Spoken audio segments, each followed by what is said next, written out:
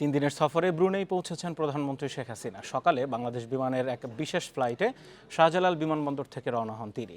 দুপুরে ব্রুনেইয়ের রাজধানী সেরি বেগোয়ানে পৌঁছান প্রধানমন্ত্রী। যুবরাজ হাজি আল মুহতাদি বিল্লাহ ব্রুনেই বিমানবন্দরে প্রধানমন্ত্রীকে স্বাগত জানান। প্রথম দিনে প্রবাসী বাংলাদেশিদের দেয়া সংবর্ধনা অনুষ্ঠানে যোগ দেবেন তিনি। সোমবার ব্রুনেইয়ের সুলতান বালখিয়া ও রাজপরিবারের সঙ্গে সাক্ষাৎ করবেন। এই সফরে কৃষি খাতে বৈজ্ঞানিক ও প্রযুক্তিগত সহযোগিতা, জ্বালানি ক্ষেত্রে সহযোগিতা সহ 6টি সমঝোতা স্মারক সইয়ের আশা করা হচ্ছে। দুই দেশের ব্যবসায়ীদের বৈঠকেও যোগ দেবেন প্রধানমন্ত্রী।